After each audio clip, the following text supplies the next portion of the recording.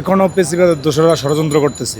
আজকে আমাদের একটি চেয়ারম্যানকেও নিয়েও ষড়যন্ত্র করে বিভিন্নভাবে। 25শে ডিসেম্বর বাংলার জমিনে বীরের বেশে আসবে। অবশ্যই একটি পক্ষ চায় নির্বাচন এই দেশে না হোক, জ্বালাও পোড়ার রাজনীতিটা তারা বেছে নিয়েছে।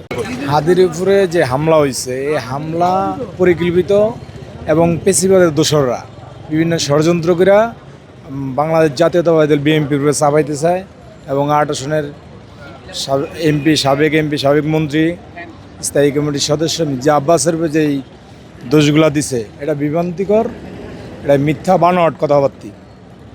আমি বলতে চাই এখনও পেশিবাদের দোসররা ষড়যন্ত্র করতেছে।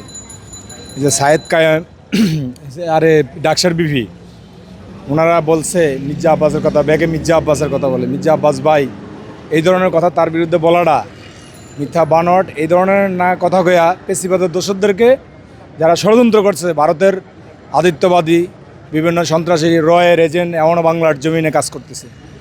আজকে আমাদের একটি চেয়ারম্যানকেও নিয়েও ষড়যন্ত্র করে বিভিন্নভাবে।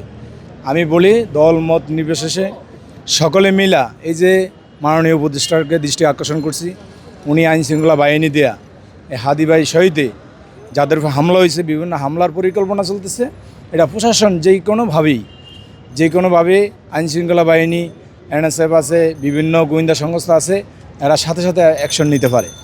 আমরা কিছুক্ষণ আগে জানতে পারছি যে মোটরসাইকেলের সিজ করছে একটা মোটরসাইকেল, অন্য মানুষের ভাড়া নেওয়া গুন্ডারা সন্ত্রাসীরা এটা কাজ করতে পারে, কিন্তু পরিকৃত মূল হুদা দর্তৈব এবং পেশিবাদের দোসররা এখনও নির্বাচন বানচালন করানোর লেগা বিভিন্ন ষড়যন্ত্র করতেছে।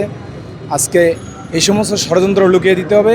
ইনশাআল্লাহ 24-এর গণ আন্দোলন ব্যর্থ যাবে না এবং বিএনপি বাংলাদেশ জাতীয়তাবাদী দল অ্যাক্টিং চেয়ারম্যান তারেক রহমান ইনশাআল্লাহ 25শে ডিসেম্বর বাংলার জমিনে বীরের বেশে আসবে। আমরা কুঠি জনতা তাকে ফুলের মালা দিয়ে বরণ করে নেবে ইনশাআল্লাহ বাংলার জমিনে। তফসিল ঘোষণার আগ থেকেই তো আমরা দেখতে পাচ্ছি একটি পক্ষ বারবারই তারা চেষ্টা করছে নির্বাচন বানচাল করা, তফসিল ঘোষণাকে বানচাল করা।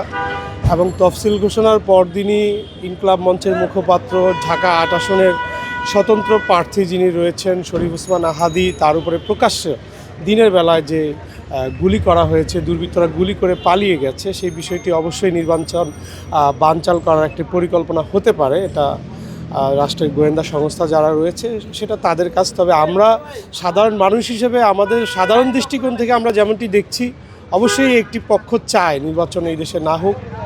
আর ঠিক একই দিনে আমরা দেখেছি গুদারাঘাট এলাকায় অগ্নিসংযোগের ঘটনা ঘটেছে, বেশ কয়েকটি গাড়িতে আগুন দেওয়া হয়েছে, সেখানে উল্লেখযোগ্য দেওয়ান পরিবহন বাসে আগুন দেওয়া হয়েছে গুদারাঘাটে।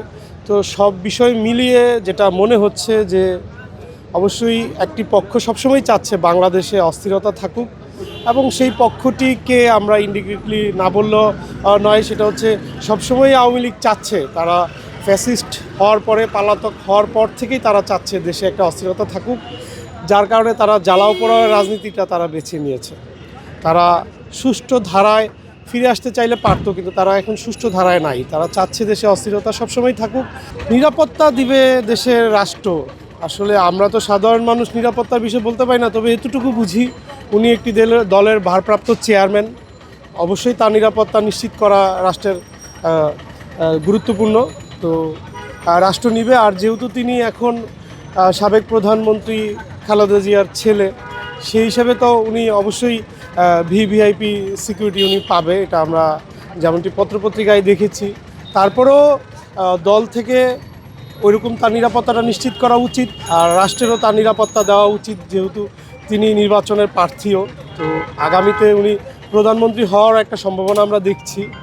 তো সেই ক্ষেত্রে অবশ্যই রাষ্ট্রের তার নিরাপত্তা জোরদার করা প্রয়োজন।